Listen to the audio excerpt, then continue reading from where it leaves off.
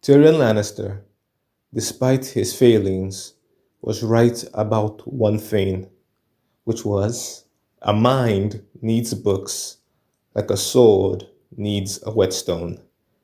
Books help sharpen the mind. They broaden one's view. They are a gateway into totally new realities. With this video, I am going to be recommending to you various books that I am a fan of. Note that the word book in concerning this video covers everything from traditional hardbacks to online comics. And with that out of the way, we can begin. If you're a fan of animations, you've probably heard of Avatar The Last Airbender, a rich story filled with adventure, action, and comedy, a show whose 2026 return was unfortunately leaked, a masterpiece whose sequel is getting a sequel, and while we wait for it, what can we do to fill the Aang-shaped hole in our hearts? That's where the various canon novels come into place, each one focusing on various points in time in the lives of various avatars. But for this segment, I will be focusing on two of those books, which are The Dawn of Yang Chen and The Legacy of Yang Chen, written by F.C. Yee. If, while watching the shows, you wanted to see an in-depth view into the politics of the world and how there are instances where even though the avatar is the most powerful bender, the avatar state alone cannot bring the change she wants, then this is the book for you. A while ago, I made a video titled "We Should All Be Intentional," where I spoke about Alexander the Great, Julius Caesar, and Napoleon Bonaparte. These were men in history who not only wanted more for themselves, because we all do, but they took active steps to bring their desires into reality, and by skill, grit, providence, and luck, they shaped the world around them. Our next book focuses on the life of one of these great men, which is none other than Napoleon by Andrew Roberts.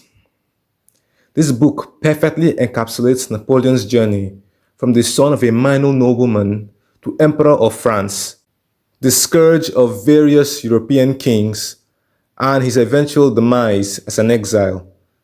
The book really focuses on the fact that Napoleon was shaped by the world as much as he shaped it. Because no matter how powerful a man is, in the end, he's still just a man. And a king is subject to time and chance as much as a beggar is. I'm going to close this segment with a quote by Napoleon himself. And I read, "To understand the man, you have to know what was happening in the world when he was 20.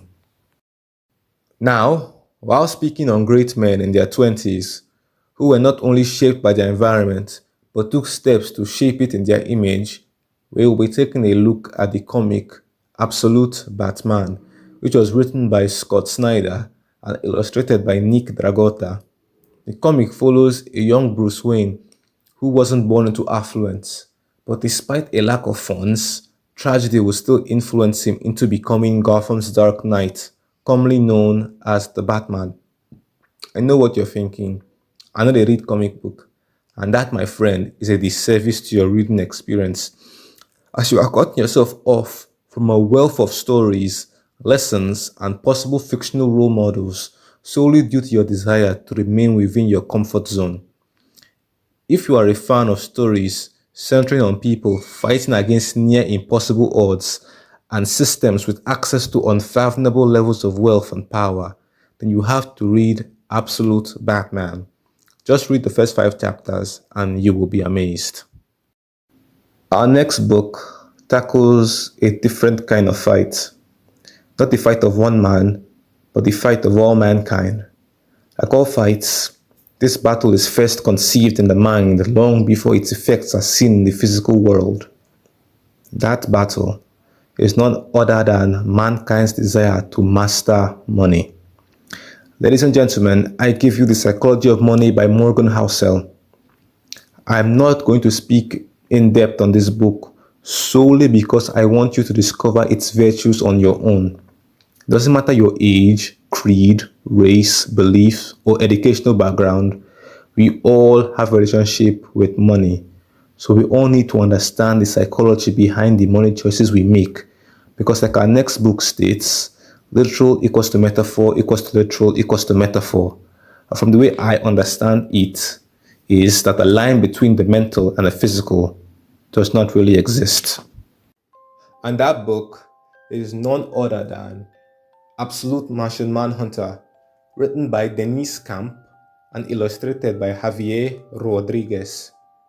If you're a DC fan, or at least you grew up watching the Justice League cartoon, then you'll know the Martian Manhunter. But even if you have no knowledge of the character and have never read a comic book in your life, that's fine too. The comic follows FBI agent John Jones, who, after surviving a terrorist bombing, discovers two things. That one, he can see people's emotions, their thoughts, and memories. And two, he can see things that aren't human at all, most notably one that calls itself his partner, also known as the Martian. From there, we follow John's adventures as everyday things like speaking to his wife, and high-stakes scenarios like disarming an armed felon become a colorful, metaphorical, and literal canvas. A world where the line we hold between the mental and the physical doesn't exist.